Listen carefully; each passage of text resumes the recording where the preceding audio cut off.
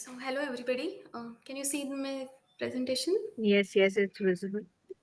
So, I am the storyteller by passion. So, I am going to tell the story today. The story is about nine Durgas and the Ravana. So, through the lens of qualitative research, I could see these nine Durgas, the nine goddesses, and I want to tell the story of them in short. So, my topic was the body autonomy and reproductive rights. So, first Durga I spoke with, she was blissfully ignorant and content in her marriage. She follows the traditions without questions, and also she was a good girl, then turned in a good wife, and now she is a content mother. But yeah, she wanted to become doctor. She got the good grades in her school and the college, but yeah, denied by her father that who would marry an educated girl in our community. Then I spoke with another Durga. She was aware, she knew what she is lacking and what is the woman's voice she knew, but she was hidden behind the mask of a content wife. She was laughing continuously in her interview, telling me how she loved her husband so much, and she was praising her husband continuously. But yeah, she was grieving about her unfulfilled dream. She wanted to complete PhD, but because of marriage, she left it, and she was laughing and telling me about how she left her PhD for the marriage, and I couldn't take off her mask. Then there was a third Durga. She was aware and she was rebellious student also. But yes, because of her poverty and low economic class, she couldn't get proper higher education. But she chose husband of her choice who allowed her to work after the marriage. But now, after undergoing two cesarean sections, she want her husband to undergo the family planning operation, that is a vasectomy. But of course, her husband is not ready for it. So her question was to me like, why my husband is not going, not saying yes for vasectomy. And yes, now she is decided that she will start studying again and working again. Then there was a fourth Durga. She was independent, but she was stuck in societal conditioning. She defines herself by the law, by the boundaries placed by her family and her husband. And she told me that her husband is dominating, and she thinks she can't break the barriers. She can never say no to the family and to the duties put by the husband. And I felt that it was her own conditioning, and she couldn't get out of it. But I could see that she had a potential. She can become a leader if only she can break away the conditioning. Then there was another Durga. She was very independent and she was aware. She was aware about her life choices, and she took proper education, and she was doing job, and she chose husband by her own willpower, and she told her family to permit to choose a husband, and she's happily married. But now, because of her freedom and her independent thinking, she's shamed by the society, and she felt stuck in a small town, and she couldn't talk to anybody. She was very upset that why there is so much gossip about her choices, about her lifestyle. Then there is Durga number six. She has suffered a lot when she was very young woman. She had an abusive mother, and so she married very young to escape from the mother. But then her husband was very non-supportive, and she faced lots of gaslighting during her pregnancy. But then she understood that she is alone in her life, and she has to become strong and to know. And she took education, and now she is herself an educator and also leader. Now she is taking stand for other women, for other girls in the society. And also, because of her all life traumas, she landed in severe depression, but she is taking treatment, and she is talking about it, taking a stand for women in the community. Then there was another Durga. She is gynecologist like myself, but she made some wrong decisions in about marriage. She wanted a joint family, and so she married a person with a joint family. But then she suffered a lot. She couldn't put her voice in the joint family, Her husband didn't support her, and during her own pregnancy, she faced abuse. She landed in anemia and depression. But after all, she came out as much stronger.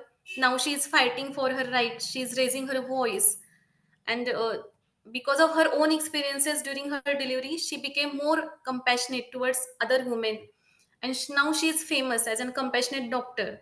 So she is providing love to herself also and her patients also. Then there is another Durga.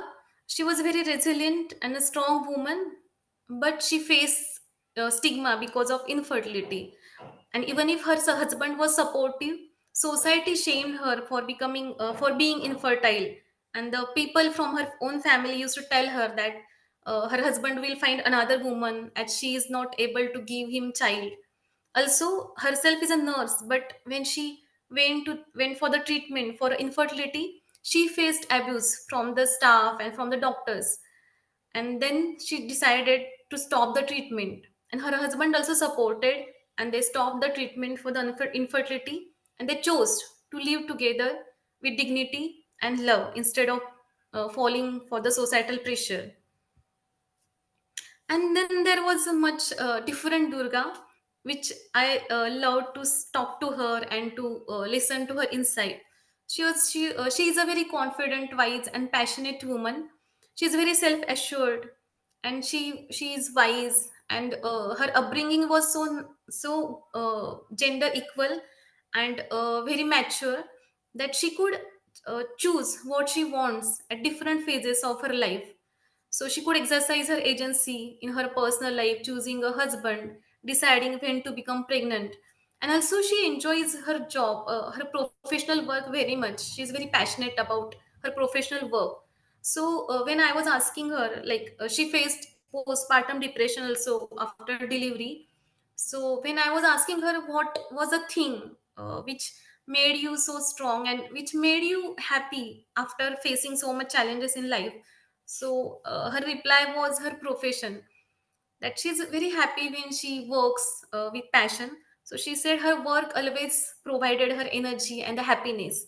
So, and now she wants to raise a voice for women's issues and influence policy making, because she feels that our policies are very technical. They think about technical points, but they fail to understand the societal conditions and the culture. So she wants to make understand the policymakers about the uh, ground issues or issues women face in families and in the society. So she wants to raise voice for the women she is working with as journalist. So meeting these Durgas, it was a very profound learning for myself. My lens was very narrow. I went with a narrow lens, but listening to these Durgas and listening to their stories, it made my perspective broad, and I understood there are so many factors coming towards the women's issues. And I could find the 10 heads of Ravanas, which are the barriers for by women facing in our society. Shwaineji, you have 1 minute to wrap up. Yeah, I think I didn't put the slideshow. No, Hmm. I'll just yes. Sorry. So I found the 10 heads of the Ravana, and as you can see, there are the gender stereotypes from conservative upbringings, limited access to education and opportunities, and most important, the patriarchal structures everywhere like education, healthcare, politics, and law, and different systems. Then self doubt and lack of confidence, and also the inefficient policies and loopholes in the implementation of those policies.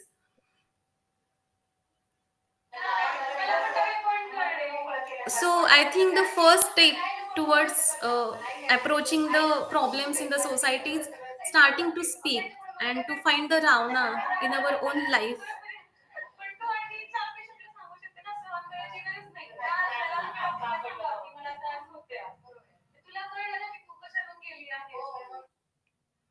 And I felt immensely thankful towards all these Durgas who shared their stories with me, removing their masks and telling me their authentic, true self. And thank you. Yeah.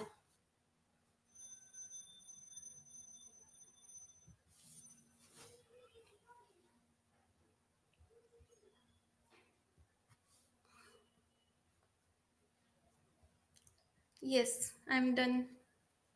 Yeah.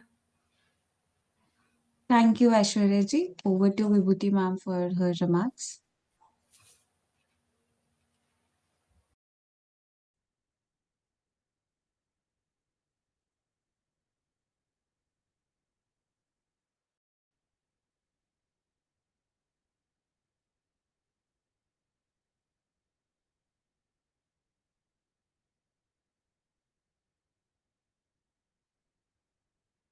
Hello.